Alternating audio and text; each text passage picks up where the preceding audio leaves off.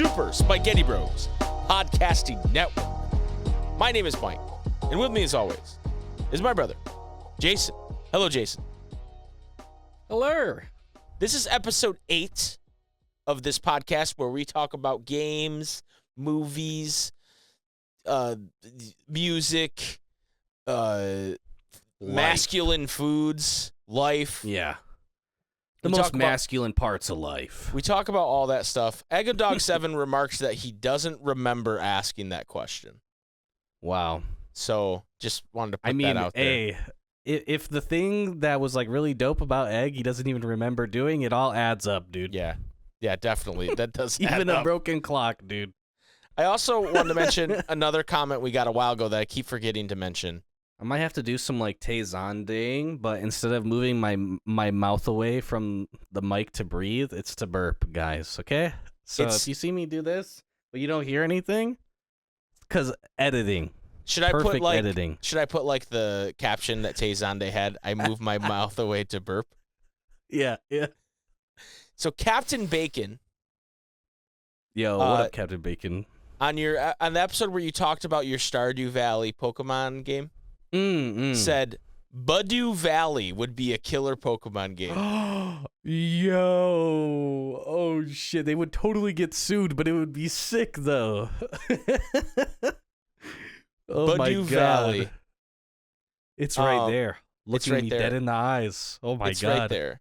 Oh, that's fire. Oh my God. He said, Budew Valley. Deadass don't remember asking this question. There might be a gas leak.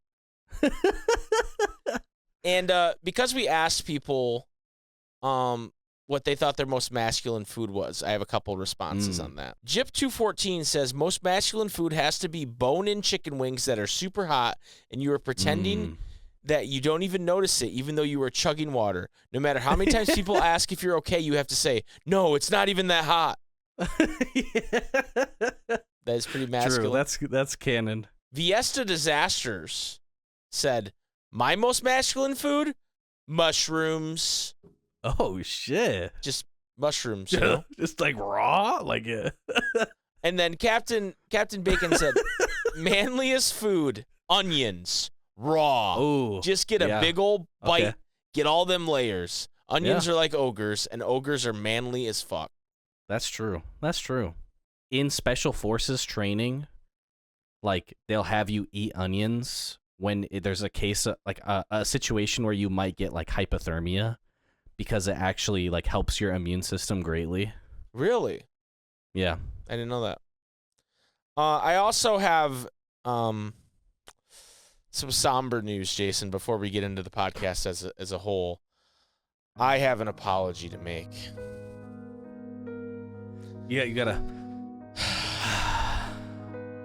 Also, like, go to the camera like you're, like, turning it on type shit, but sorry. don't edit it out.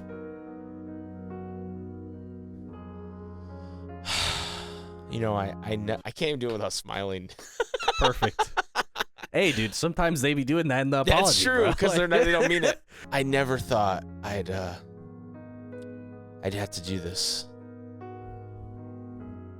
Last week on the podcast, when talking about my game of the year, Claire Obscure, Expedition 33, I mentioned that Andy Serkis played a turtle character named Francois the Turtle.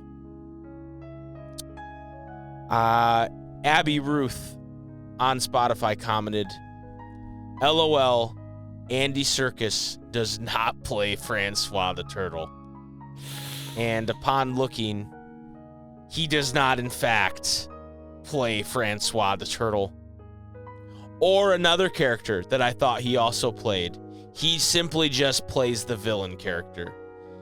The voice actor whose name escapes me and I can't be bothered to look it up. He doesn't really do anything else. No, not So, just some light voice really acting here or else. there, but good for him.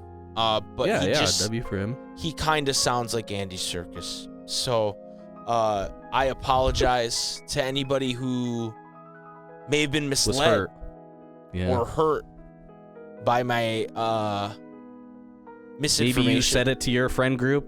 Did you know that that's Andy Serkis? Yeah, it's Well, and that happened to at least one person, right? to be fair, to drop the fake apology Now they for a second. Now they gotta apologize fakely. To be fair, Andy Serkis is the type of dude that when he's like in a voice acting project, he will do shit like that, right? Yeah. Well, and I mean that happens in tons of games where like you voice act multiple people. But no, that is not what happened. He is just the villain character, Renoir. And he's great in that role, but he is not Francois the Turtle or Minoko or anybody else you might have thought he was, or I might have thought he was. So thank you for letting me apologize, and now I feel like we can move on with the podcast.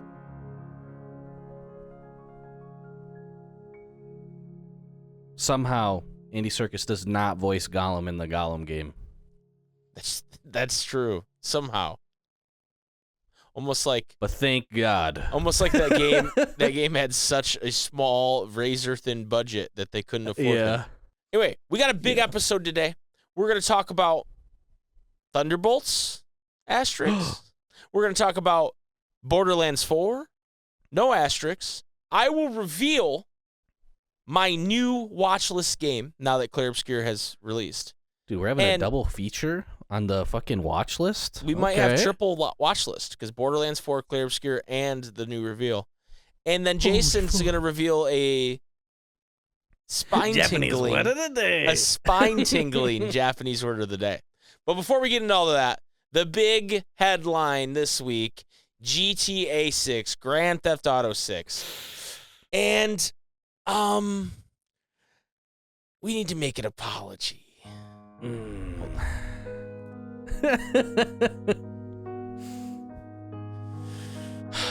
So last week when talking about Borderlands moving its release date, we hypothesized that GTA 6 was going to be in that release date, and that's why Borderlands 4 moved.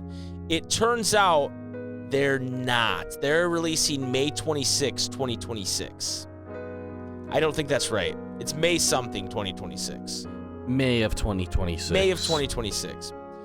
And I think the reason they told us that release date is because of everybody's speculation, not just us, that Borderlands 4 moved for that reason, that they felt a bit of the heat on their feet, you know what I mean? And they said, hey, we got to reveal our release date. But with that release date,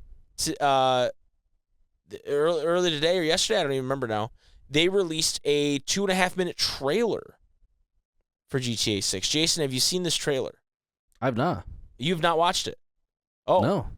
Oh, I thought you would have, as a man around town. I mean, I guess, I'll be real. I'm just, not super interested in GTA 6. It's kind of I'm sure it'll be a fine game, And, over time, it'll get better because they like to do the post-game stuff since, GTA 4. I would say, that's when it's, really been popping off with the post-game stuff. But, or post-release stuff. I just feel like it can't really live up to the hype, And, I don't know. I played, hundreds of hours of GTA 5, and, I don't know that they can reinvent the wheel, but also have it be really good to the point where I'm, super invested. And that bitch is going to be $100, for, true. The base edition. I don't know, bro. So maybe I'll get it once it's on sale. I agree with your points. I did watch the trailer. It's a story-based trailer. They don't show gameplay in the trailer, which makes some sense because the I don't know if it's a rumor or if it's confirmed, but this is a delay. This isn't hey, this is what our release date is. They delayed it to this release date, and so I will tell you, I was watching it on the couch, and Tara often will not be paying attention to what we're watching on the TV. Right. And she looked up and goes, "What's this?" And I go, "This is the trailer for GTA 6." And she goes, "Oh my God, I thought you were watching a real movie." Because really? Wow. It does look pretty good. There are some parts where it didn't look as good, but the parts that she was watching during it looked really good. It appears we have two main characters, and they are a couple who is romantic with each other, and they're both very beautiful people. It's set in Vice City and a bunch of other surrounding areas that I've seen. They released a ton of screenshots, which I haven't really poured through at all because, again, I'm kind of with you here where I'm not itching for GTA. Right. Like, even if it's a 10 out of 10, like, I don't know if I'm buying it, you know? Yeah. Like, even then it's a question mark. Like, I hope it's good. I want it to be good for the people that are hyped for it, but... I think I'll end up playing it, but I don't think I'll buy it right away unless it's, like, really getting sucked off, you know what I mean? I did enjoy the story of 5. I did play through all 5. Certainly a lot more than 4. GTA 4 never clicked with me, but San Andreas and Vice City did. So it's like, right now it's like, when you're talking about since GTA's become like the story-heavy game it has with 3, I didn't like 3, I didn't like 4. I liked 2 of the spinoffs, and I liked 5, right? So it's like, okay, I don't know that I'm a GTA fan. I really like GTA Online. I think we played a lot of GTA Online with 5. Yeah. But I don't know. I'm not a Red Dead fan, right? I don't play those games. Yeah, me neither. I'm not a Rockstar guy, I guess is what I'm saying. I just remember, like, playing through the beginning of 4 so many times, but every time, like, I was, like, kind of, like, half smirking while you were talking, because I just remembered, like, man, I've played through the beginning of 4 so much, and there's the scene at the beginning where, like, the guy is getting, like, whipped by, like, multiple women or some shit. Yeah. Like, Classic GTA moment, yeah. oh my god. I forget what he even says. He calls them bitches or something. It's something wild, bro. Yeah, Like, yeah. It's something real crazy at the beginning of the game. You're right. I haven't seen it in so long. But I also just remember played... as, like, a 11-year-old, like, that was the funniest shit of all time. Right, for sure. I also played GTA 4's opening a ton, too, because I would play it, and then I would... Kind of like Skyrim. Yeah, I'd drop off at some point, and then when I'd go to play it again, I'd be like, I gotta start over, you know? Yeah, Like, I did that a lot with 4, and I don't think I ever beat it. No, I never beat it. I definitely got, like, pretty close several times, but, like, I don't think I ever beat it. 5 I beat, and I think 5, to me, is less about, like, you know, sometimes there's games that aren't really your thing, but because they've kind of, like, risen up to be such a, like, it's a very well done version of that thing, and it's like a cultural moment for that thing, you end up playing it. That's how I feel about GTA 5. Like, I feel like without that game being as good as it was and being, like, such a moment, I don't think I would have played it, the story at least all the way through. And I never played the whole story. See, I played the whole thing, and I know you're at home saying, Mike, you said you liked San Andreas and Vice City. And I'll argue with you, yeah, I was like a young teenager when I played those, so those games were my thing at the time. I also did like 100%ed Bully. Do you think I'd do that nowadays? Absolutely Hell not. Nah. You know, Hell like, nah. That's why when people are like, Bully 2, come out with Bully 2, you motherfuckers aren't going to play that game like you did when you were a kid. I'm sorry. You're just not. And so I just don't think I'm a Rockstar guy. So while I'm interested in tracking GTA 6 and see what happens and maybe give it a try, I'm with you. I'm not as excited about that as you think people would be for like one of the highest, I think the highest grossing video game of all time. Yeah, it is. Also, like, I just don't, like, I literally always played the games for the multiplayer. Like, I was never a story-based guy. And, like, that's in, like, most multiplayer games that have a single player. Like, I've beaten, like, Modern Warfare 2's story and Black Ops 2's story. And that's it in Call of Duty. I'd say, like, Halo is, like, the exception to that rule for me. But, like, the Battlefield story? Hell nah, bro. What are you talking about, bro? Right. So, I don't know. The only thing that is enticing to me as an idea for GTA 6 is, like, having, like, doing, like, streams of it with the homies if all the homies had it, you know? Right, yeah. That would be fucking funny. Yeah. But, like, for how long is that funny, right? Like, you know, like, kind of on some, like, Among Us shit. Like, how many times can I get stream sniped by, like, someone in the chat and get fucking blown up and it be funny? You know what I mean? Like, how many times? Like, it's like when you're playing Lego Star Wars and you're at the fucking, like, the diner. Because, of course, you're playing OG. Right? You're at the fucking diner and, like, you just start a fucking brawl where all the fucking computers are fighting everybody type shit, right? Mhm. And like maybe you're a Sith and your homie's a fucking Jedi, and so like you got both your squads fighting each other's squads. Like that's fucking dope, but for how long? Right. You know? Right. Well, and for me, like you brought up Among Us, and as someone who streamed that a few times, I never had fun with that game because that's all anybody was interested in doing at that point is, well, Mike's sus. Mike's sus because he's the streamer. It's Mike. Mike's sus, and it was never me. Okay, but like it was an absolute comedy moment, like generationally gold S tier moment, triple S tier, when I was like, guys, stop fucking killing my brother. You guys are fucking being weird. Stop fucking doing it. We're just trying to fucking have a stream. And then I fucking killed you and was maniacally laughing and you couldn't fucking tell anybody. Yeah, that was bullshit.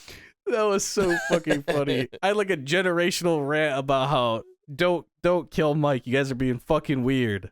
Well, right, because people were like, it's not first. People were voting me out. Sniped instantly. I was either getting killed right away or people were voting me out like instantly because they're like, well, it's got to be Mike. And then I was getting sent out the airlock, and I was like, yeah, this is so much fun, guys. Like, this is great. I love doing tasks as a ghost. Yeah, super cool. It's really entertaining on stream when I'm doing tasks as a ghost. People really love watching that. Anyway, GTA 6, we're not sold. Jason didn't even watch the trailer, but no, we'll see where it goes. I saw some Instagram reel where like they were like doing mocap and they were basically just having sex in the mocap suit. Yeah, there were a few scenes in the trailer where he goes and picks her up from prison, and then it's implied that they go right back to their fucking trailer and do the thing. You know what I mean? Which frame one. They have, I'll tell you, I said this a little bit earlier, but they have designed two very attractive people. And as a guy who is interested in a good-looking Latina woman, I might play the game for that alone. You know what I mean? I'm Shia LaBeouf clapping in the fucking theater, dude. I just got reminded, crying. Sean and I have been recording the 4th season of our podcast. What is this, a crossover episode? Which is a podcast about BoJack Horseman, the show, and you should listen to it if you're interested in that. But we were recording, and he brought up the 100 men versus one gorilla thing. Yeah. And I just said to him, like, no hesitation, yeah, everybody's talking about the gorilla versus the 100 men, but how about me versus 100 big titty Latinas? Who's winning that fight? And he lost his mind. Like, he could not. He's like, I can't believe you just fucking said that. And I said, well, I want to know who wins that fight. Who would win? I don't know. Everybody wins. Everybody wins that fight. Anyway, moving on. Jason, we saw a movie this weekend. And when we saw the movie, a good movie, when we saw the movie, the title of the movie might have changed from when we saw it to now. That's true. Interestingly enough. And that movie is called Thunderbolts, *, also known as The New Avengers. With a Z. I don't feel bad about spoiling that because Marvel fucking did it to you, okay? That wasn't me, okay? But I'll tell you, I had a really good time watching this movie. Yeah, I'd agree. People are saying like top 5 Marvel movie. I don't know if I'm on that level, but it was really good. Yeah, I think people that say that are just so starved for a good Marvel movie that they're like, right. And recency bias. Right. I really liked the movie. I'd heard good things about it, so I expected a positive experience. Yeah. But I didn't expect it to grab me the way it did. Yeah. And we can talk spoilers about it, but I want to talk about it overall first, and then we'll give people a spoiler warning on it. Yeah. But I mean, the premise of the movie is basically Marvel's Suicide Squad, right? It's a bunch of like assassins and killers for hire that that don't really have powers. They don't really have powers. If they do, they're not super helpful. Yeah. And they come together to try and take down a threat. Is basically the movie. And it has Florence Pugh as Yelena. who was in Black Widow from a few years back, and also Hawkeye, the show Hawkeye. I don't remember his character's actual like superhero name, but the Russian Captain America. The Red Guardian? The Red Guardian. I couldn't think of the Red Guardian. Put some respect on the Red Guardian. What just happened? The Red Guardian. I do like the Red Guardian. I'm not gonna lie. My headset disconnected and shit. Hello? Hello? I can't hear. I'm sick. Hello? Jason? Hello?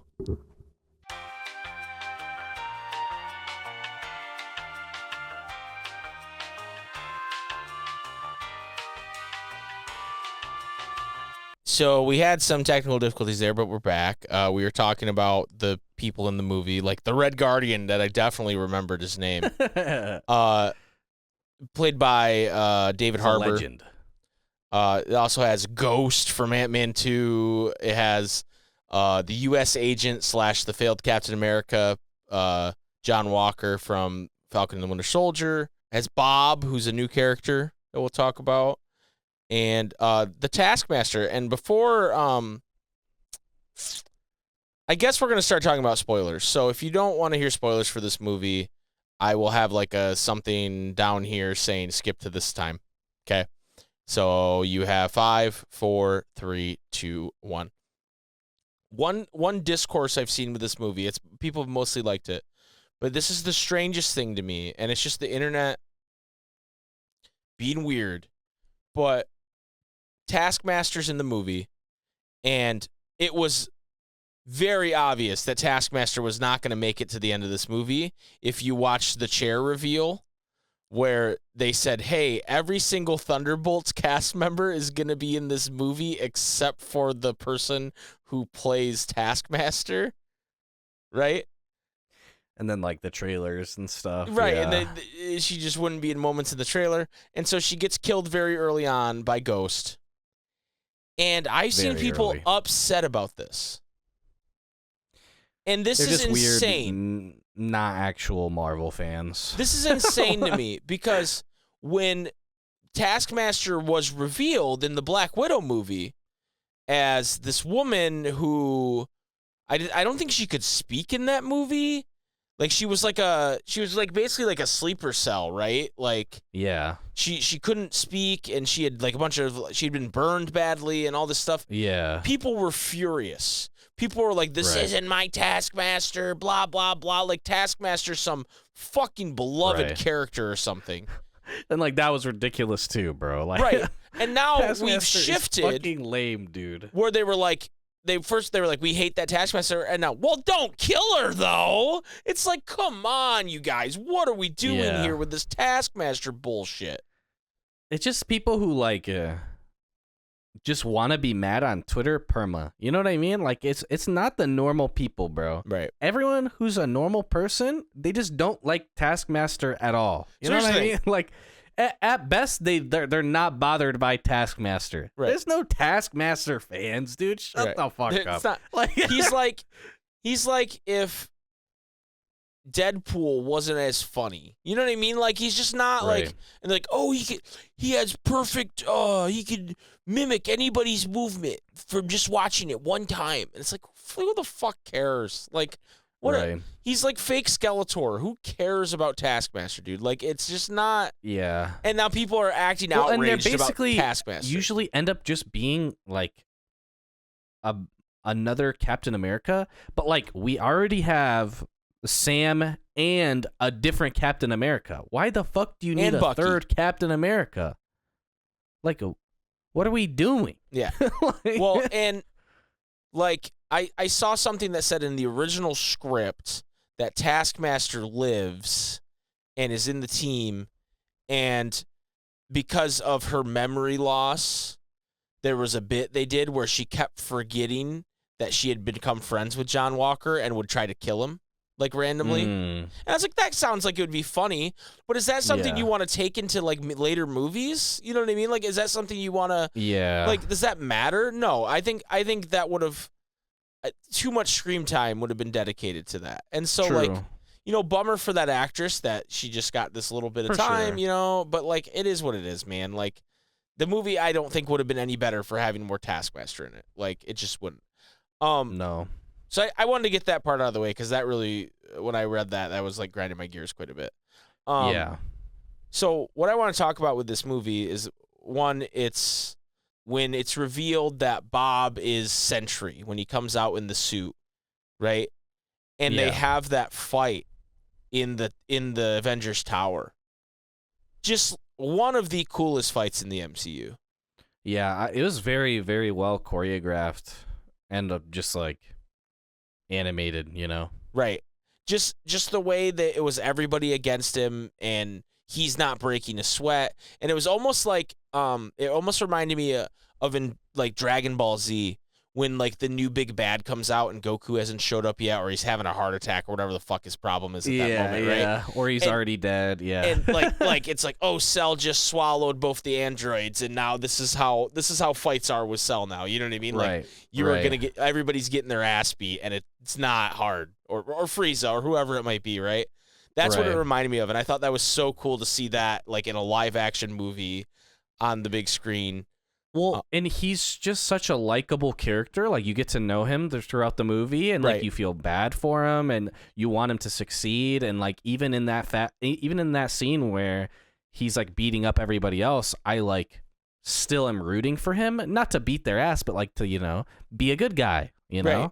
And so the fact that he's well written is what would make it. Like imagine he's a poorly written character and it's super forced and he's just bodying everybody. Like, oh my god, I'd be like, get me the fuck out of the movie, That's a good point too, because what I thought they were gonna do, because early on in the movie, he touches Yelena and she jumps into a horrible flashback from her childhood, right? And then Yeah. later he touches John Walker, and John Walker has a flashback of him being like a terrible father, right? Just like kind of a shitheel father. And I thought what they were gonna do is he was gonna be manipulated by Valentina and be like, I've seen your thoughts, you're bad people, and so I'm gonna take you down. But they didn't do that. Yeah, right? I was a little bit worried about that too. Yeah, They didn't do that, which I thought was very nuanced and great. It was more like he started to get, he started to let the dark side of him take over and go, hey, you told me I was like a god, so like what, and I'm so glad they didn't do it that way. Like with him, like, because it would have been hollow because he's obviously had a very checkered past himself, right?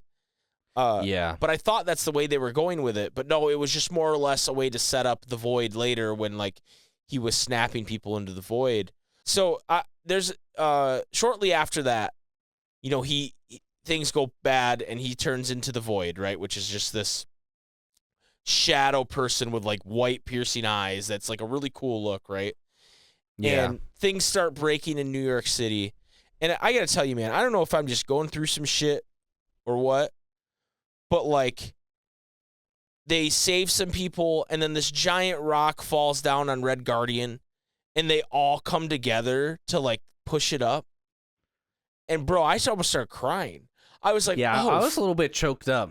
I was a little choked up too. I was like, oh fuck, man, these Marvel movies are back, dude. Like I was like they did it together, And then I barely had time to like I remember like Tara looked at me and she was like, "Are you okay?" And I was like, "Yeah, I'm good." And then I barely had time to something in my throat.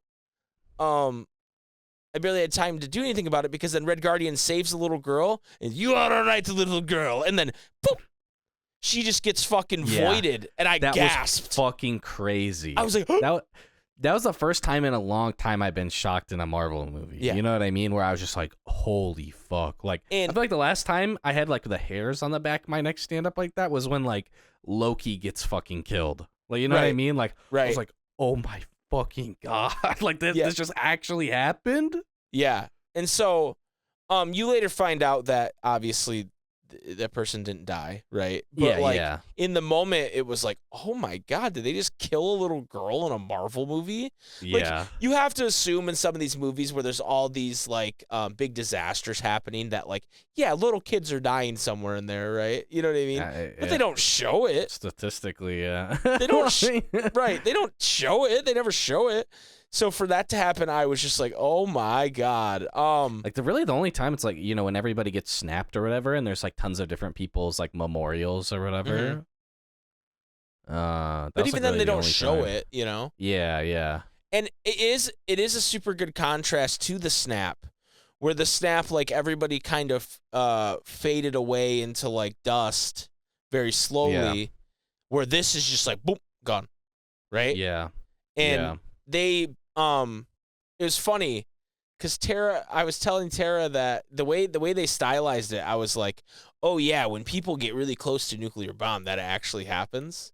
Which I looked it up, and that's actually just like urban legend. It's not real. Oh really? What? Yeah, it's not real. real. So true. I thought it was too. But I looked it up because I wanted to show her, and I was like, oh, that's just something people say. It's not real. Because I was like, yeah, in Nagasaki, when they got too close to the bombs, there were people like their dust was like painted on the wall like that. But apparently, that's not real. Motherfuckers need to make an apology video then about spreading misinformation. But I thought it was so cool. That's how they made it look, right? Yeah. Like, I thought that was a really like cool design choice. I love it's heavy-handed, and it's in your face. It's not subtle, but the message of like, even though you have darkness inside you and you have things that you struggle with, there are people. You're not alone. Yeah.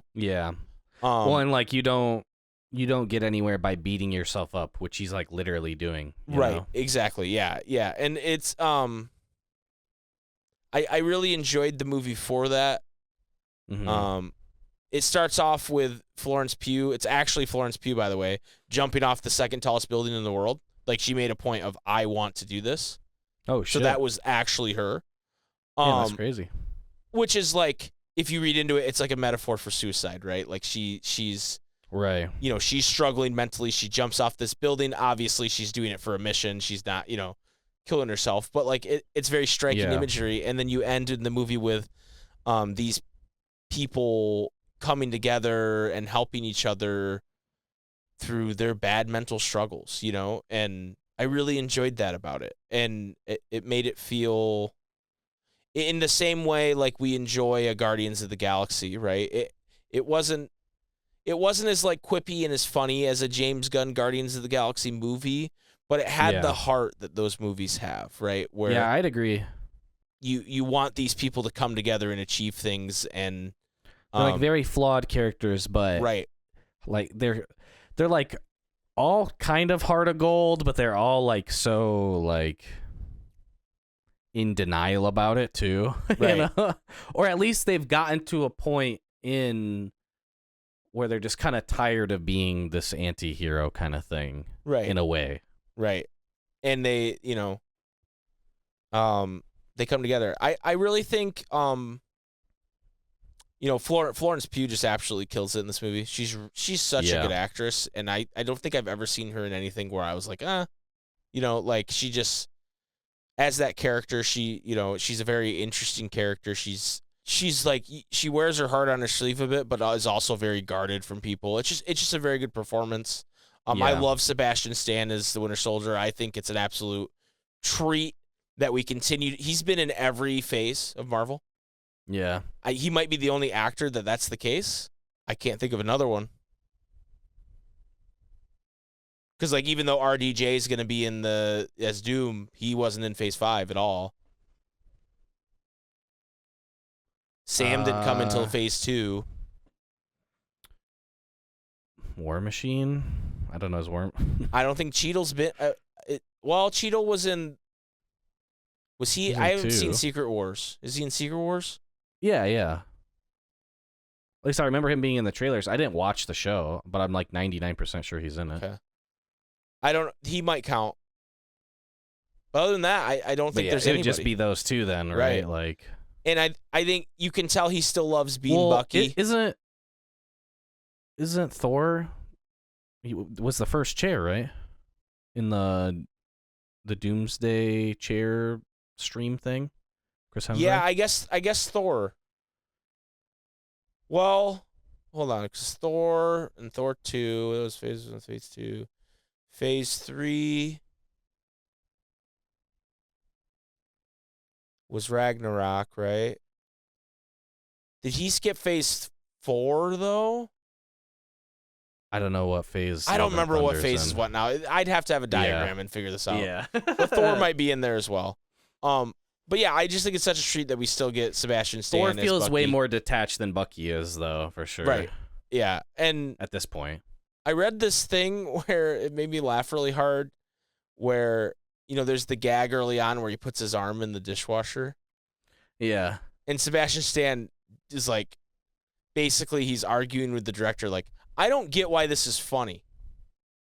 And the director's like, well, maybe we could have you like eating a really messy sandwich or something and you spill on your arm. And he's like, if that's what you want to do, but I don't, like, he's pissed that they're putting, like, he cares so much about that character. He's like, this is silly. Why are we doing this thing where I put my arm in the dishwasher?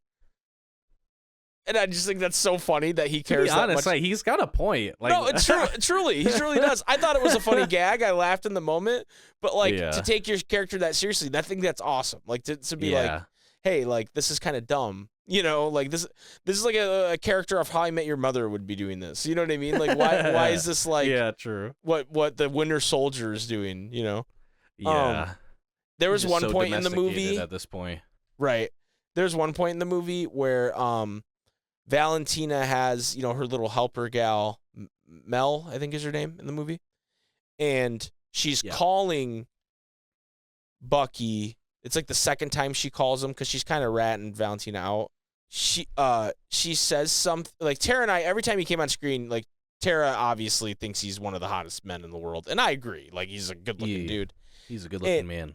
And the girl said the Avengers aren't coming through that door or something, and he replies with, "We'll be the ones coming." And Tara was like, "Oh," like an audible. I was like, "Oh shit!" And we were laughing so hard at that. And I know that's like unintentionally, shit. That's not what they were going for. But man, we were laughing so hard at that. I'm surprised I haven't seen a meme of that. Yeah, I mean the way he says it too, it's kind of pointed. I was like, I can't believe I feel like whoever wrote that line knew what they were doing. Yeah. We'll be the ones coming. Does this make it past the cutting room floor kind of thing, or like right? Does it get edited? Yeah. So what else? What about before we get to like the post credit stuff? I guess like what else about the movie did you want to? I really like the scenes where Bob has like the glint in his eye. Whatever effect they did for that was really fucking cool. It was cool. Every time that happened, I was like, yo, and like just seeing this like. Him when he gets gunned down and then gets up and then starts floating, but he like can't control it, and then he starts flying down so hard he makes this giant explosion. Right. I think really ups the ante of, and along with that fight of just like how out of their league all of these characters are now. Yeah, because he's not even trying. He's not even trying. There, right. Yeah. And I think, and like he would have had like maybe a couple of days of using his power kind of thing. Right. Right. Well, and I think that to be fair, I'm not enough of a comic book nerd to know about Sentry and Void. Yeah, I don't know. And where they come from or what they do in the comics. But I do think it's really interesting to have a Superman type character that has this dark side that he can't control. Like, I think if Superman was like that, it would make... I don't think Superman's super interesting, right? I would think that would make Superman infinitely more interesting. I'm a Superman hater. Right. D1 hater. I really enjoy that aspect of it, and not like almost to the... it's almost kind of what the Hulk deals with, right? But like a little more Dr. Jekyll, Mr. Hyde kind of... You know what I mean? Like, and I really... Like, but early Hulk, right? Like at the beginning where he's not like, smart Hulk, Yeah, when like, Iron Man's like trying to like taser him in the shit, like to turn him into the Hulk, and then I'm like, always running angry. Away. Yeah. But no, I really enjoy that with that character. I think that's a really smart thing, and it's really smart to kind of, and getting into like the post credit stuff. It's really smart to like package him with them, because none of them are like super strong. I mean, Bucky holds his own with some people, right? And has right, but like, and John Walker has super soldier serum, and theoretically, so does Red Guardian, right? We don't know how true that is. Yeah. And Ghost power is useful, but it's kind of like a gimmicky. So it's like none of these people are that strong, but they have this wild card that, Right. I mean, theoretically could take out anybody, right? If it goes right, but then also could turn right back on them, you know? Yeah. And so I think that's an interesting dynamic. They got to figure out their forward. sun's getting real low, big guy type of code word. Right. Yeah, I thought the movie was really good. I don't have a lot of things that I didn't like about it. You know? Yeah. No, there was nothing that like stuck out to me really in the first watch through where I was like, eh. Yeah, no, I just think I think the dialogue in it is a really high point.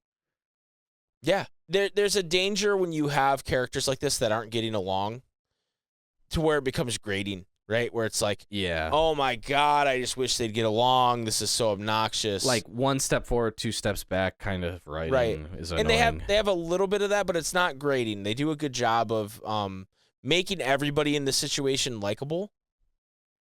Yeah. Even when they're being like John Walker is like a douchebag, right? Like that's his thing, right? But he's a funny douchebag, and the delivery carries a lot. And yeah, he does a great job of embodying that character and being, being who he is. And then he starts to, as they start to know each other, he's more vulnerable, right? Like they have the conversation about his helmet, right?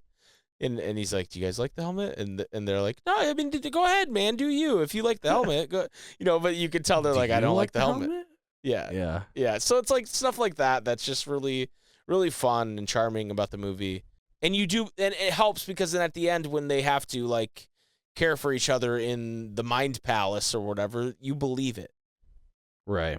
Right? You believe that one thing that was really subtle that I caught on is that Bob and John Walker didn't get along at first, right? And he kept calling him Bobby. And he wouldn't respond to him really. He would when he'd call him Bobby, or he'd and then you find out later during his like flashback, his dad or stepdad or whoever it was that beat him called him Bobby, right? Right. And they don't explain that. They don't go, "Hey, but you don't have John Walker going, oh fuck, I shouldn't have been calling him Bobby," right? But it's just like a subtle piece of good writing that goes, oh, that's why he was so standoff. I mean, the guy's a dick for one, but that's why he was so standoffish to him, because it reminds him of that. And I just think that's the kind of stuff that works. Like that's good writing. They're not punching you in the face with it, but it's there. Post-credit stuff. We got the silly post-credit scene, which I loved, and Red Guardian with the Wheaties box. Yep. Just. And the way the lady puts it down as she walks out the aisle. Yeah. Just hilarious. And then good. we get the longest post-credit scene in Marvel history. Did you know that? I think Sean told me. Yeah. Of course he did. Because I was sitting there in literal like mid-credits. For whatever reason, that credits felt so fucking long to me. I don't know why. It just felt so long. Maybe it wasn't. But to the point, I pulled my phone out and I was reading what people were saying about it. And I was like, bro, why are these credits like 10 minutes long, bro? What is happening? And then Sean was like, oh, yeah, it's the longest post-credit scene. And then he's like, oh, wait, do you mean the actual credits? I was like, yeah, the actual credits, bro. But we get them as the new Avengers, because at the end of the movie, Valentina kind of tricks them in saying, you guys are the new Avengers. And we get them down the road be the new Avengers, and they're complaining because I like this dynamic they're setting up with Sam forming his own Avengers and being litigious in telling them they can't be the Avengers, right? Like I like that dynamic of we're going to have two Avengers teams that are maybe at odds, right? Yeah. Leading into, whatever. Like at least in they're like when you have two big teams in the same state for like football or basketball or something, right? Like two big schools or something, right? Kind of vibe. Yeah, definitely. And you can tell that because they talked to Bucky about like, hey, did you talk to Sam about this? And he's like, you can tell this was a not good conversation. This is a nerve end for Bucky. Like him and Sam are not doing well as friends because of this, and so like there's a dynamic there. And then towards the end, they hone in on something in space coming to Earth, and it is a Fantastic Four spaceship. And that movie comes out in a couple months. And I guess maybe someone in the comments can tell me this, because I'm not a Fantastic Four head. I didn't like either version of the movies that have come before, whether it be the Chris Evans or the Michael B. Jordan version. Yeah. But I'm optimistic on this one. But I'm confused from a Marvel standpoint, because this takes place in the 60s. Right. And I was already kind of like eyebrow raised at the hand waving they did with Ant-Man originally, where they were like, "Oh yeah, Hank Pym's been doing this for a long time, guys. Just don't think about it too hard." It was Spec Ops, dude. It was Black Ops. Right. It was Hank Pym's been doing this for a long time. Don't worry about it. Which I accepted it, right? I think it's kind of bullshit, but I accepted it. But now you're telling me, because the way they're painted in this trailer, everybody's thanking them for everything they've done and all this stuff. So it's like you're meaning to tell me that no one's talked about these guys in any of these other movies before this. So to me, that means they're a different multiverse version, right? And that has to be what it is. The ship right? says like, oh, it's instead of extraterrestrial, there's like they say like extra dimensional or something like that. Yeah. So that's how they're getting away with that, right? Like that's what I'd assume. That's what I would assume too, but I don't know for sure. And how you get past the like aging issue. Yeah, because Pedro Pascal would be add another 60 years onto him, right. That ain't gonna work. So yeah, that's exciting stuff. I'm excited to see. I'm cautiously optimistic on that movie because I like the actors involved. Mm-hmm. But I like the actors involved in the last one because I like Michael B. Jordan. You know what I mean? Like, I like Kate Mara. I like the guy from Baby Driver. Is that right? Is that who it is? Or no? He's from what other movie is he in? Whiplash. He's in the fucking yeah. That's what it is. Yeah, he's Miles Teller. He's in fucking something else. Yeah. No. I like him too. Yeah. So it's like I liked those guys, but the movie wasn't good. They were fantastic. Yeah. In other movies, not in Fantastic Four. No, not in Fantastic Four. But one thing I wanted to talk about too with this is a complaint I'm kind of getting sick of with Marvel fans, because like so many of these stories are told in New York, and there's obviously other characters. Spider-Man? Oh my god, dude! So you like this whole thing couldn't have lasted more than 10 minutes. Right. Yeah. So like maybe Spider-Man gets there, but you're telling me he doesn't gets fucking voided, right? Like, Yeah. So it's like, what are you complaining about? Like, stop. For all you know, he was there and got voided and then didn't understand the gimmick and then he got saved by them. Right. For all you know. Right. Well, and like, this argument started back when Thor: The Dark World came out. And I remember being one of the people who made this argument, because it was like, hey, this gigantic, like, earth-shattering event is happening in England and no one showed up. Right? And I think it's a little more plausible there because that did last. There was like a giant like tornado. You know what I mean? Like, but England is farther away. So it's like, okay. But Right. Iron Man could get there. Yeah, Iron Man's got Mach speed. You know what I mean? Iron Man could have gotten there. So I understand the complaint, but at this point, like, just do you read a comic book and every time something happens to Daredevil in New York, you go, "Where's Spider-Man?" No, Yeah. you don't do that. And sometimes he shows up, right? So Yeah. I'm getting real sick of that argument from Marvel fans. It drives me a bit bonkers, to be honest. Well, and like with the whole timeline stuff and then, like the idea that like, what do you mean? Like they could be easily doing something else. Like with that exact logic, something could be happening to Spider-Man and be like, yo, where are the new Avengers? You know, like right, exactly. Something could be happening right now, like. And I'm not saying people shouldn't have fun with it. Like, it would have been cool, sure. I've seen a lot of people be like, "Oh, like Kingpin in his shame room is gonna be you know, like, sure, have fun with it, whatever. But like, don't actually act like that's a criticism of the movie." Yeah, it feels like such a weird nitpick too. Right. And like for obvious reasons too. Like Spider-Man of all characters, you know, like that's like the one that they don't have all of the rights to. Right. You know, for sure, like for sure. come on, guys. Yeah. Like let's be so fucking for real right now. Like this is some horse shit. Yeah. Before we stop talking about this, I just want to know what do you think of them changing the name of this movie after a weekend?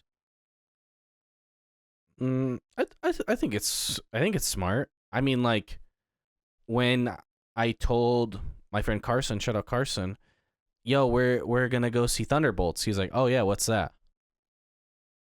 Didn't even know it was a Marvel movie. Didn't know that it existed. Mm-hmm. Has seen like every other Marvel movie.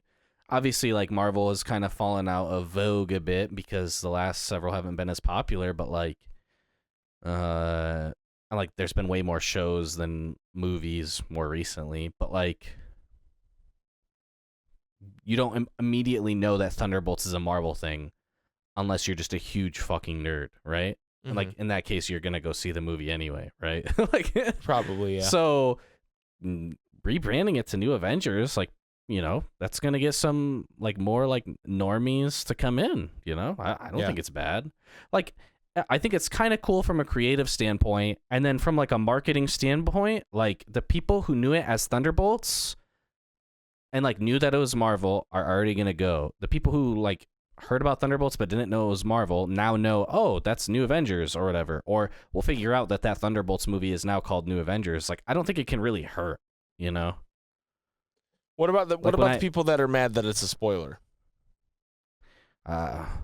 Okay, a ragtag group of people who are loosely related to other superheroes, like, is now called the New Avengers. Like, I don't know, bro. Like, what, did you think they weren't gonna get along? Is that what you're going into the movie with all these superhero-like characters and they're not gonna get along?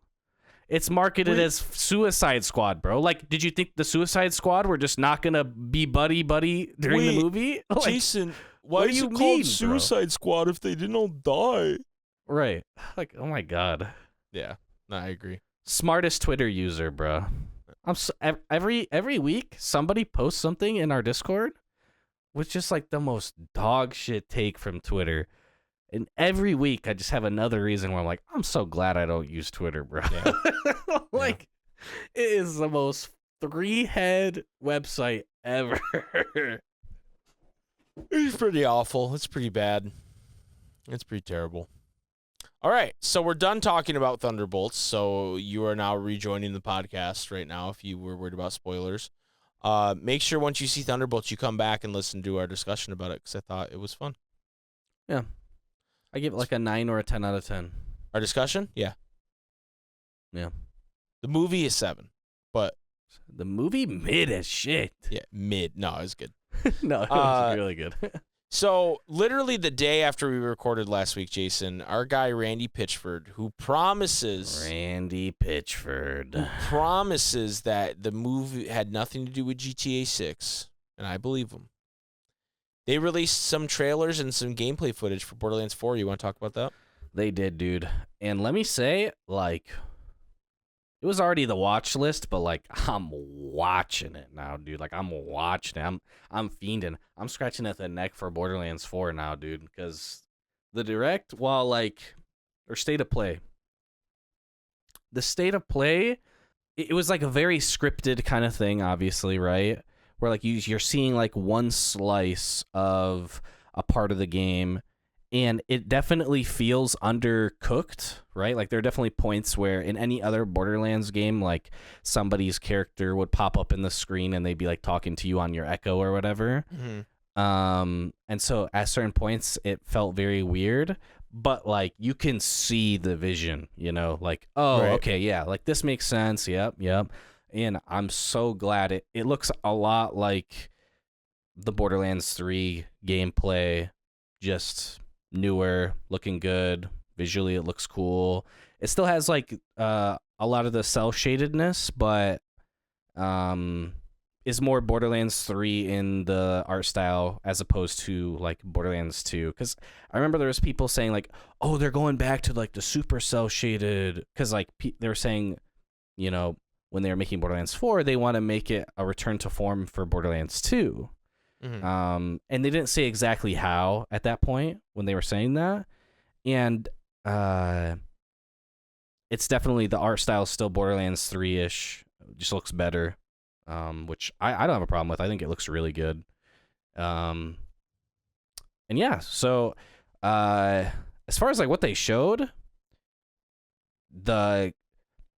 going back and playing something like Borderlands 2 and even 3 to a degree, it can feel really weird, where at least compared to a lot of other modern shooters and stuff, you can kind of feel really slow, especially in Borderlands 2, right? It's like, right. I'm sprinting over to a thing, and then the sprint doesn't even really feel all that fast, and then like, you shoot a gun while hiding behind a wall, reload, come back out, shoot the gun again, kind of thing.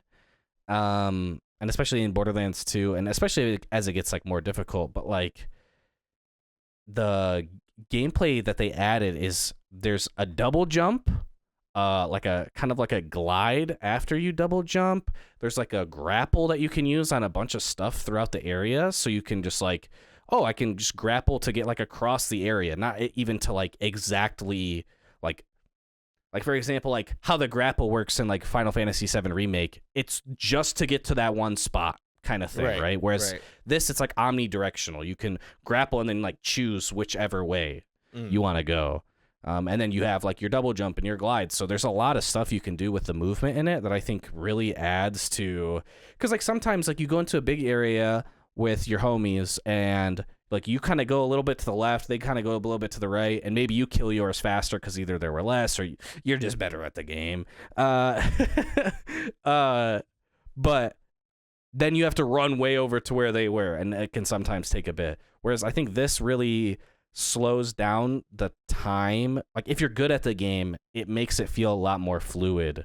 And I think it makes the level design have higher impact on how quickly the gameplay feels and how fluid the gameplay feels. So if they can nail the level design where it's like, hey, here's a group of mobs, and then we kind of put this thing where like, if you're like maybe your first time going through, you don't think about it because you're just like, going through the motions, but I think it adds a lot to the replayability of just other characters. And then also like if they end up doing like a true Vault Hunter mode, ultimate Vault Hunter mode, where you replay through the story on a higher difficulty, and like it changes up the mobs that you fight because it's a higher level, like that type of thing. I think it would add a lot to the fluidity of that and that kind of like speed runish aspect that it can kind of turn into.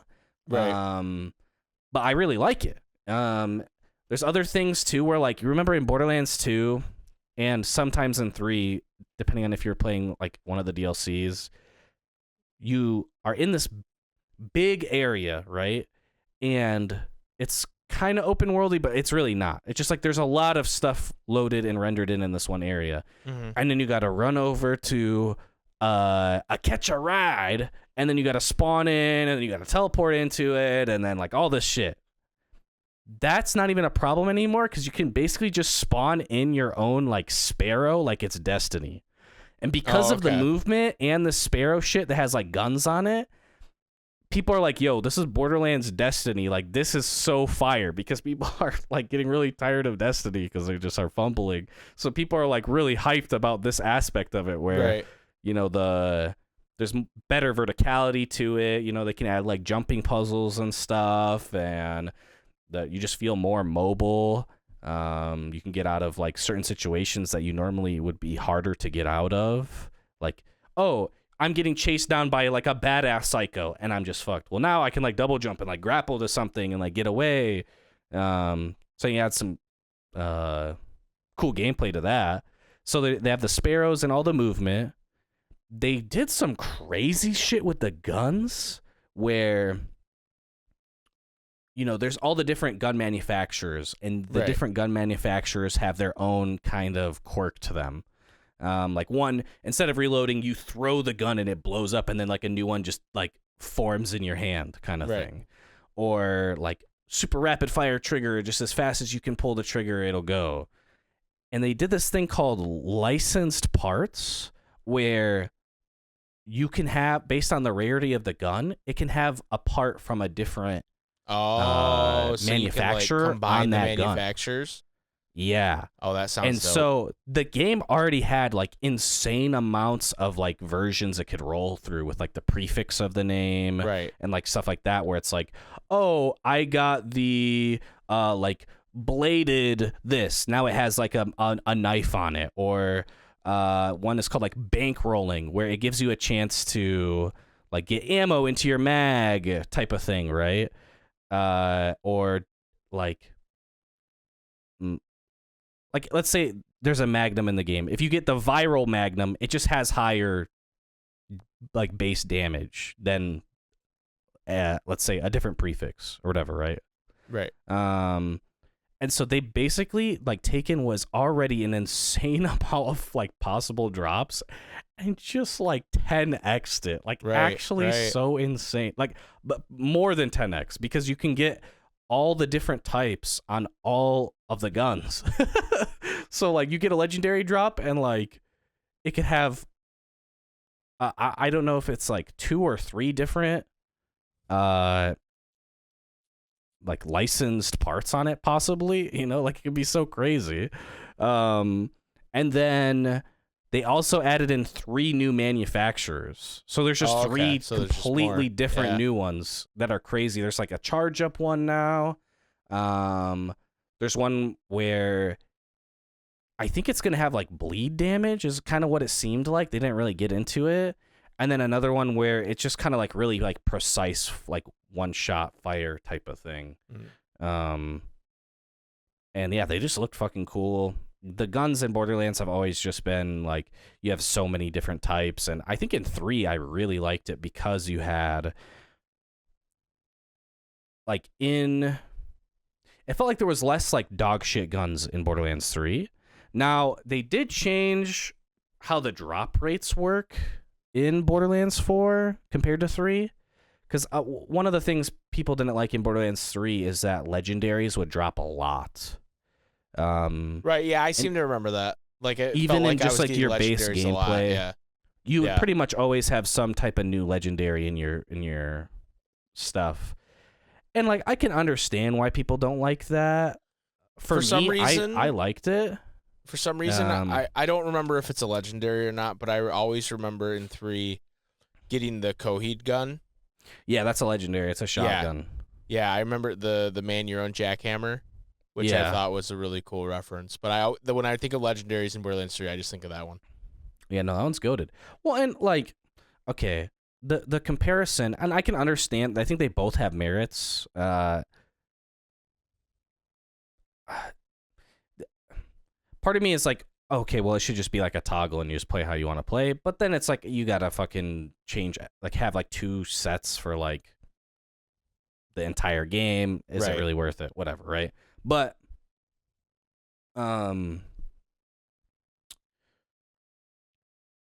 basically what ended up happening in Borderlands 3 post game is you would just get your stuff so fast, because base game legendaries, like legendary drop, was really high already, and when you go into higher difficulties, it would up the legendary drop rate, like as it should, right? If you play like Diablo or something else like that, like higher difficulties, higher chance of reward, but it's harder, right?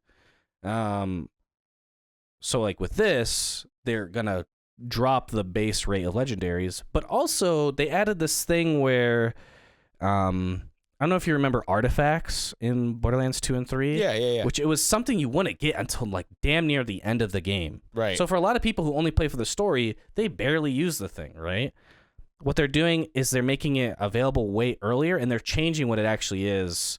Instead of a artifact, basically what it is it works for a certain manufacturer and just buffs any gun of that manufacturer. Oh, so like, okay. If you are using a Vladoff, like it just has more crit chance and crit damage or like whatever you rolled, right?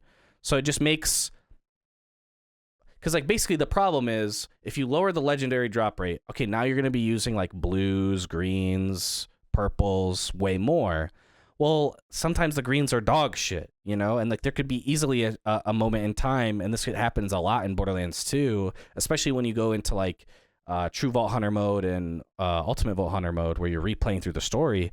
You just have dog shit guns, right? Right. And a lot of times it can feel really bad. Like you're just there will be points where you're picking up every single gun, and like when you pick up a gun, you like press like triangle or X or square or X, depending on like if you're playing on controller or whatever. But if you hold it when you're picking it up, it just puts the gun into your hand. And there are moments where you would just put every gun into your hand just to like try and find something that fucking works, right? So I think that will make that issue happen less, right? You're just like, okay, all my guns kind of suck, but I do have like a couple of different artifacts in my inventory, or whatever they're called now. I can't remember, but now this green might actually be good, or this blue is like way more likely to be good now, or at least better than what it would have been. Right, exactly. So it's like it doesn't feel like unbearable. So I do like that, and the idea of the idea of having legendaries matter more, I think, is cool. The idea of like having a longer end game because of it is cool. Also, there was this thing that you would have to do in Borderlands previously when you're trying to farm a gun, where you'd kill a boss, try and loot it, see if it dropped a legendary, and then you'd have to quit out of the game in order to fight that boss again. Because if you go on to the next step, you've now like that quest is over. Now that boss isn't going to spawn anymore. Right? So you'd have to just sit there and just spam that boss. Because if that gun only drops from that boss, you just have to sit there and do it over and over until you got the drop. Because if you escalate the game to a further point in the story, you can't do it, right?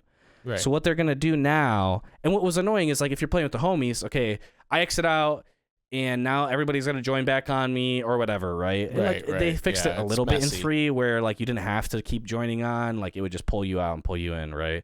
But like, it's just kind of annoying, right? Apparently they're getting rid of that system, and you can now do what's called like I can't remember what the wording was of it, but it's and they were really vague on what it is. They didn't like explain what it is, but effectively there's going to be some way you can go talk to Moxie, because she's in the game, the GOAT. Game of the year. She's going to have like a replay machine where you can fight the bosses again. Oh, that's cool. But I don't know. They didn't really word it well, where it's like, okay, is it just going to be, because they had done other missions in Borderlands 3, like side quests, where basically like there was like the VR headset one where you could only see the enemies if you were wearing the VR headset. And I don't know if that's going to be how it works, where like you're just basically going through and fighting like hologram versions of these enemies, and like, do you have to go there, right? Like, do you have to go there and, like, redo that whole entire mission in order to get to that boss, and then have to redo that whole entire mission every time you want to fight that boss?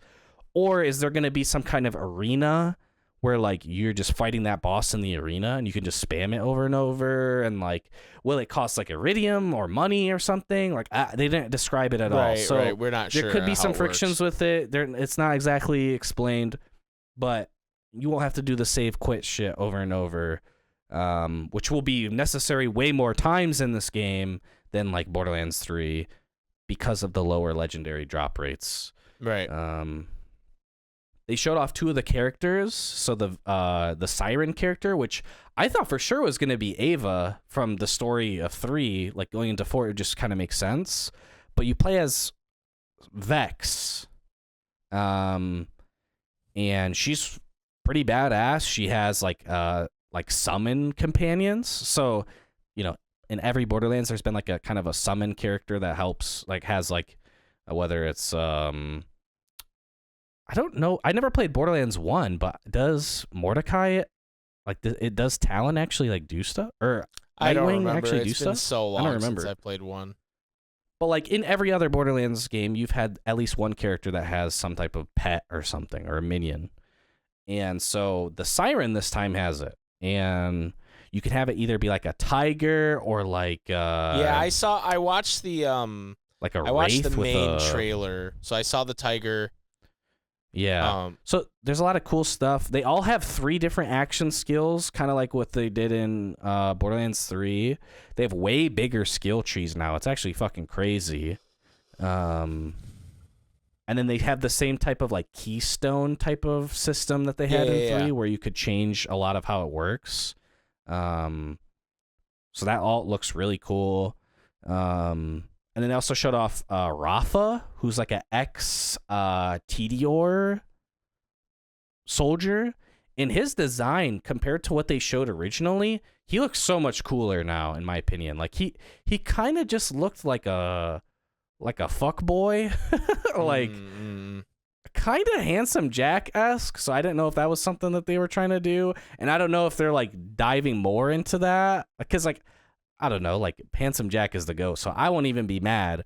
But like he has like a full mask, like helmet on now. Like you can't see his face now. But yeah, he looks really cool. He has a lot of like he wears an exosuit, so he has a lot of different abilities with the exosuit. He looks really fun. Let me think. Yeah, I saw else we in the got here? trailer there was a character using bubbles. Yeah, which is weird because normally like the bubble character is the Siren, but actually it's not the Siren. And I watched, like that trailer, it's like 2 minutes or whatever, and it showed like a lot of really flashing like gameplay things, but I focused on the bubbles and I was like, do I want to be the bubble character? Well, that ability looks cool, but that character's design, like I hope they do another pass on her, because she just doesn't. The other 3 feel very fleshed out and like cool and unique, whereas this character kind of looks like Lifeline from Apex Legends. Like they have like these like tubes and like real fat pants and stuff. Like I just hope they get another pass. They look like they got way less love than the other 3 characters. Gotcha. Because like, Vex, you just have this like goth siren kind of vibe. You have Rafa, who has this cool kind of almost like a Halo Destiny vibe because of the helmet. And then you got the giant guy with a fucking war axe. He looks badass. Right. He low-key looks like Kratos. And then she just looks like she needs more love. Like I don't know. Maybe Randy's listening and he'll grant your wish. You Yeah, gotta it'd be rub really his cool. tummy 3 times though, like a genie. Yeah, and give him positive feedback. No trolling him, or else he'll get mad on Don't Twitter. troll Randy, guys. Don't. Rub his tummy. Don't say anything mean about his magic tricks. It hurts his feelings. One other thing that they did, so like, you always have like, if you're playing on controller, your right bumper is like your ability, Right. and then your left bumper was your grenade. Well, now your left bumper is called your ordnance, and your ordnance can be either a grenade or like a rocket launcher or like a minigun, or almost Some like more a heavy artillery stuff. Yeah, or like literally like artillery that would be on like a battleship kind of vibe, right? Like, Right. and that's like on a cooldown, so it doesn't have ammo, but it has a cooldown, Interesting. which seems like there could be some crazy shit with that. Let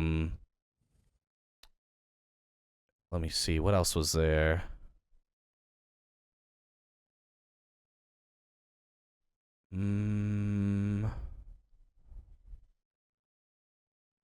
Oh, also you have like a stim shot where you can heal yourself now that just like constantly recharges a bit. And because of that, it makes me feel like this game's gonna be harder. Yeah. I would Because hope otherwise, so. what would be the point? So like the game's gonna be harder. There's gonna be less legendary drops. So it just seems like overall you're just gonna Or maybe they have to play nerfed or more. got rid of health drops. maybe, yeah, they could have gotten rid of that as well. That would make sense. That was always kind of weird to like open up a chest or whatever, or like a little box and there's just like a fucking syringe of health. Right. That was always kind of weird. Right. So yeah, that would make sense. They also added in being able to teleport directly to your teammate. So when you're on the map, if like for whatever reason, like you went AFK or like when you loaded in, sometimes it'll happen like you join somebody's game and they were like kind of partway into playing and like they're just like across the map for some reason. Right. Like, you can just teleport to that person. That's cool. It's really nice. They also have the they're not saying the entire game is open world, but like they have like huge, like way bigger sections of the game loaded in at once. So you're not having as many load screens, at least in like the like overworld of that planet kind of thing.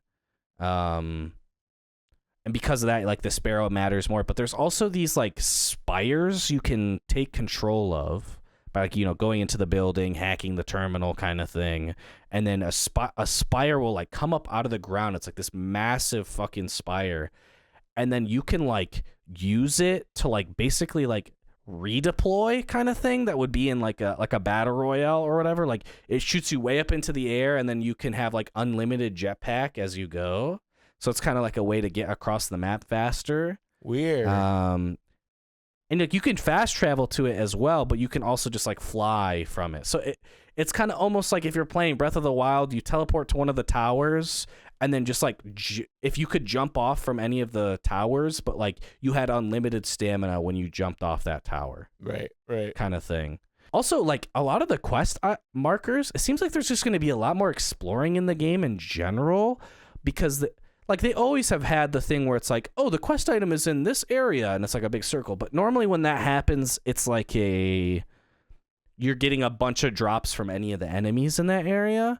Whereas with this, it seems like there's like certain secrets to the game where like, hey, it's in this area and it's a massive fucking area. You just got to fucking find it kind of thing. Right. And I fuck with that. I think that's cool. Yeah. But they also showed a thing where you basically have like a ghost, like from Destiny, where he's just like a little, or like a Navi, like from fucking Right. Zelda. I don't know. I couldn't fucking think. Where it didn't have any moments where it spoke to you, but apparently it's supposed to help you with stuff, and you can have it where it will like draw a line to where like your next objective is. Which is like, you know, that's like a spell in like Skyrim and shit with like clairvoyance or whatever. And yeah, I think it's kind of cool. On the ground in Fable. Right. Yeah. So that's pretty cool for the people that want it. But also you can just kind of fucking run around and try and find it, right? The other part that's like more of a story element is like, so returning characters that aren't like playable is Moxie, Zane, Amara, and Claptrap. So all 4 of those have been confirmed. But in the mission, you go to meet up with Amara, and how they prefaced it is that Amara is looking for Lilith on this planet. So for some reason, Amara thinks Lilith is alive, even after what happened in Borderlands 3, and the fact that everyone's like, yo, she's dead in the DLC. So like, I don't know if they're bringing her back or if there's some type of like clone of her, or like, oh, it's Weird. actually her sister who has the fucking twin power. Who knows? So there's some type of Lilith something in the game. I haven't been like looking at all of the like really early like either leaks or like talks about the story, because like I don't really care to like spoil myself on the story. But this was in the trailer, you know, so I think it's worth talking about, or like the state of play, right? Right. So yeah, there's some weird stuff with that. The badass stuff is still in the game. There's some badasses they fight, which I was glad. I saw some people talking about like, oh yeah, they're gonna rework the badass system, and I was kind of like, I don't know. I really like the badass system. Like, I don't know that I would want that to change. Cause, you know, I don't think there's a problem. Badass, super badass, ultimate badass. There you go. Like, it just badass works. is all around. And like each one has like the variant. Like they actually change how they look. You know, that stuff is cool. You still have co-op, and instanced loot. You can have individual difficulty and stuff. Just a lot of quality of life stuff for the co-op people. There's also 2-player split screen for the split screen enjoyers. Love that. And like what I think is also cool is because there's like the dynamic level scaling. You know, one of the things you would always have to do, especially in Borderlands 2, is your homies want to play, but you already have a character you've played through a lot, and like you don't necessarily want to restart a character, or maybe they're mid playthrough and they're like level 11 or something, and it's like, I could sit here and play by myself for 3 hours till I catch up to them, and then I can play with them or whatever. Now you can just fucking load it up, bruh. So I like that where it's like it removes that friction.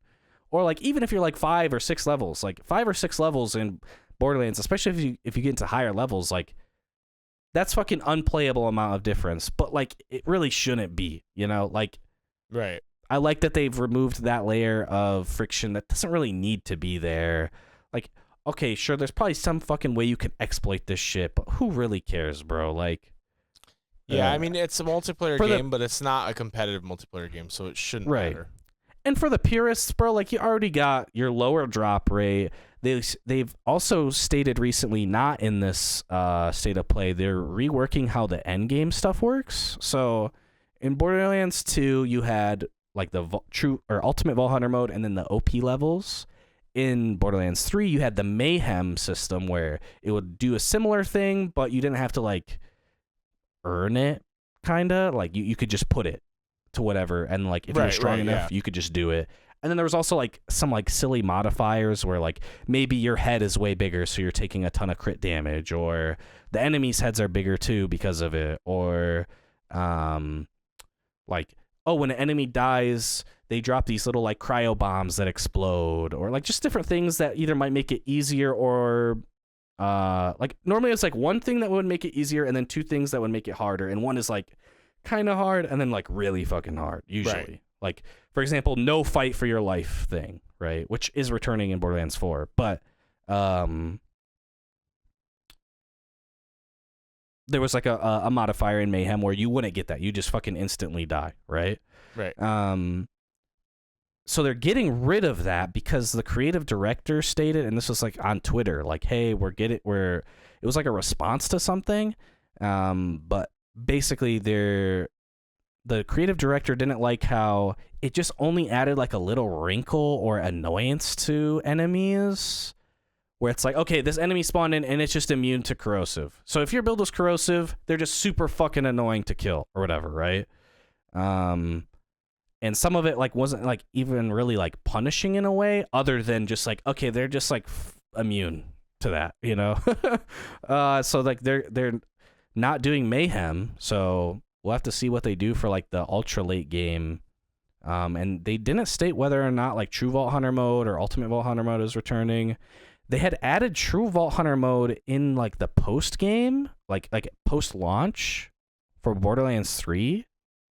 Like that wasn't at launch, and it was the same thing with Borderlands 2 with Ultimate Vault Hunter mode. I think True Vault Hunter mode was in the game at launch.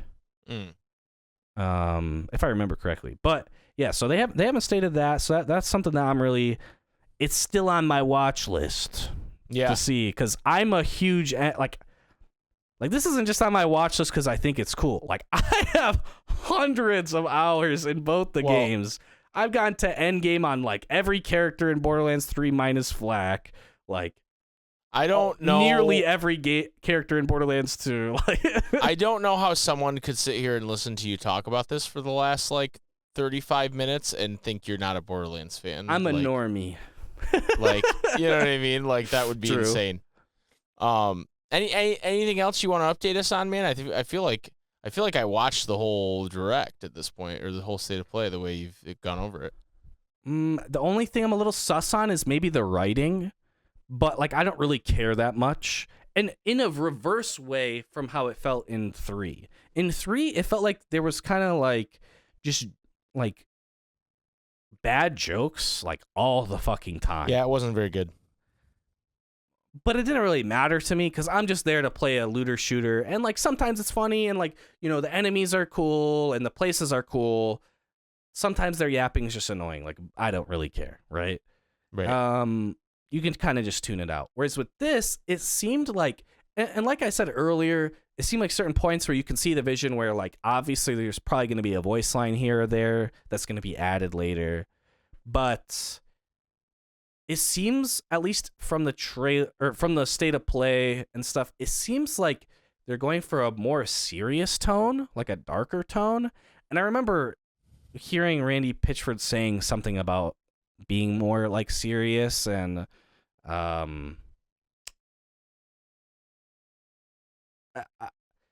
don't know how I feel about it. Worst case scenario, I don't have to like be annoyed by like really bad jokes all the time, you know? So right, yeah. whatever, you know? But I don't know, maybe it's good. There was literally a scene in it where there's all these psychos in this giant test tube and they're just floating around and they have these crystals growing out of them, right? And Amara goes, "Are those crystals growing out of them?" It's just like, oh no, bro. Please don't. I need to know. I need to see if these are some millennial writers, bro. Like I can't. Wait. I can't stand. Wait, they fly now? They fly now. Are those crystals growing out of them? It's like, Amara, you have fucking like 6 like kinetic arms that come out of your fucking back. What the fuck are we talking about? Right. Like, right. Yeah. Weird. You've literally killed like the most grotesque fucking things in Borderlands 3. Like, what do you mean, bro? Yeah, hopefully that's not as bad as it seems from that, because that would be a little annoying. So yeah, like that is like a little bit of like a but like okay, like worst case scenario, like it's just the same bad writing as 3 in a way. I don't really care personally, you know. Right. The gunplay is just so good. Right, know? that's what we're here for. We're here to collect guns and shoot them. Facts. That's it. So, Borderlands 4, September 12th, release date moved up. We're excited for it. I hope you are too. We're going to be playing it. It's a ways away. Jason. Sadly, I need it now. Right, I know you want it right now, but we got to wait. But what we don't have to wait for is the Japanese word of the day. Japanese word of the day. Japanese word of the day. Today's Japanese word of the day is for when you're in a situation where maybe you're watching the state of play and Amara goes, "Are those crystals?" Way too long of a pause. "Growing out of them?" And you're just like, holy shit. I have torihada, which is goosebumps. I got goosebumps from that writing. That was amazing. Torihada. The Japanese word of the day. Torihada. Goosebumps. The Japanese word of the day, brought to you by Ghost Energy. Well, and what's really funny about that is like torihada, like tori is normally like a bird, right? It just literally means bird. And the kanji for it is literally bird. And then hada is skin. So it's literally like bird skin. Bird skin. Goosebumps. Bird skin. Goosebumps. Makes sense to me. Torihada. Torihada. So we're going a little over on time. So because we talked for a long time about Thunderbolts and then Jay talked for a long time about Borderlands. So what we're going to do is I'm going to end the episode with revealing my new watch list game. We were going to talk about Clair Obscure a little bit, but I haven't beaten it yet, and I'm probably going to beat it this week, so we can save that for next week. We'll talk about it. Right. That makes sense. My new watch list game, a lot of people had a lot of ideas about this. I asked some people in the Discord. There were a lot of ideas about what it should pick. You know, Kingdom Hearts 4. Kingdom Hearts 4, not coming out this year. Kingdom Hearts 4. Outer Worlds 2, Fortnite. You know, a lot of people had a lot of ideas.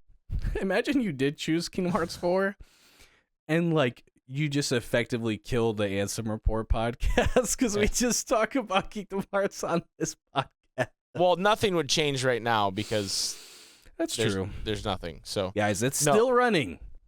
Longest running. My new watch list game is a little game called Shadow Labyrinth. And you're like, that sounds like a generic name. What is that? It's the Pac-Man roguelike, dude. It's not roguelike. I'm sorry, the Pac-Man Metroidvania. It's the Pac-Man Metroidvania. And so next week, I'm gonna come at you guys with some information about this game. It comes out in July. It unironically looked cool the one time I saw it. So I'm excited about it. That's what I decided to pick. But once that comes out in July, I'm a little nervous that I'm not going to find another watch list game because might have to go to 2026. The pickings were a bit slim. Pickings were a bit slim. Call of Duty 2025 is my new watch game. NCAA 26? I don't know why I turned it to Nardwar. I know why. Doot-doot-a-loot-doot. So I hope you guys will look forward to that next week. We'll also talk more Clair Obscur next week. And I'm sure, we didn't talk about Xbox raising their prices because I'm going to be honest with you guys. As much as like that topic makes sense for something to talk about on our show, I'm so fucking sick about talking about tariffs and fucking video game prices and shit. Like, yeah. Like Xbox, you guys can hear about that somewhere else. Yeah, they weren't selling Xboxes before. They certainly aren't going to sell them now. So, good luck to them. Anyway, that's going to do it for this week's episode. Appreciate you guys listening and watching. You can email us at ansomreportpodcast@gmail.com. You can leave us a 5-star review on Spotify or Apple Podcasts or wherever you listen to your podcast. You can leave us a nice comment on YouTube, or you could join our Discord. Link is in the description. Come hang out with us. We'll talk to you about all kinds of shit, including Thunderbolts, a.k.a. the Japanese Avengers, word of the day. And the Japanese word of the day. So anyway, thank you guys for listening and watching. It is almost 3 a.m, and I'm losing my mind a little bit, full disclosure. So thank you for listening and watching. We'll see you guys next week. I still didn't say it right. How do we end this? Are you doing it this time? Like, are we like? Oh, yeah. This is like a back and forth for watching the ARP. Yeah. You gotta hit a yeah too. You gotta hit a yeah. Yeah. Oh, that was like a Luca yeah. That was like the Luca. It's kind of yeah. feeling Elmo to me, but that is the Luca yeah. That's the Luca, best yeah. yeah. All right, bye guys. Shout out Luca. Shout out to Luca, Prince Luca. Many will.